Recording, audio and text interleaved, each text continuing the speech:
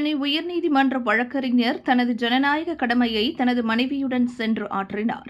வாக்கு செலுத்தும் போது வேலூரில் வாக்காளர் உயிரிழந்திருப்பது வேதனை அளிப்பதாகவும் தேர்தல் ஆணையம் முறையாக மருத்துவ உதவி ஏற்பாடுகளை செய்யவில்லை என குற்றம் சாட்டியுள்ளார். நடைபெற்று வரும் நாடாளுமன்ற தேர்தலில் காலை 7 மணி முதல் அனைவரும் தங்கள் வாக்குகளை செலுத்தி வருகின்றனர்.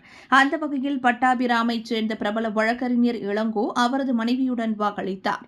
பின்னர் செய்தியாளர்களை சந்தித்த அவர், அனைவரும் தங்களது ஜனநாயக கடமையாற்ற வேண்டும். வேலூரில் வாக்களிக்க வந்த வாக்காளர் உயிரிழந்திருப்பது வேதனையை ஏற்படுத்தியுள்ளது. தேர்தல் ஆணையம் சரியான மருத்துவ வசதிகளை ஏற்படுத்தி தரவில்லை என குற்றம் சாட்டியுள்ளார்.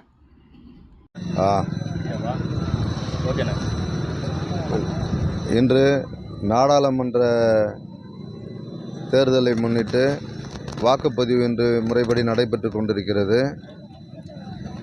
மதியம் 1 மணி அளவில் 50% வாக்குப்பதிவுகள் பதிவானதாக செய்திகளில் அறிவித்துள்ளார்கள்.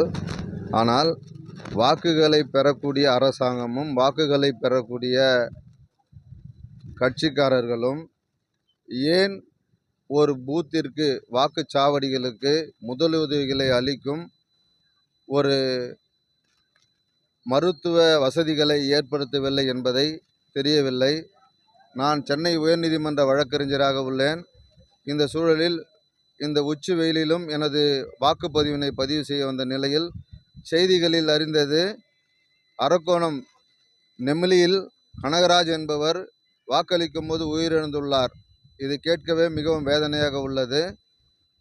இது வருகின்ற தேர்தலில் அரசாங்கங்கள் கண்டிப்பாக தேர்தல் கமிஷனும் இதிலே அந்தந்த பூத்திற்கு வாக்குச்சாவடிகளுக்கு மருத்துவ வசதிகளை ஏற்படுத்த வேண்டும் என்பது வழக்கறிஞராகிய என்னுடைய கருத்தாகும் என்பதையும் என்னுடைய வேண்டுதலாகவும் இதை வைக்கிறேன்.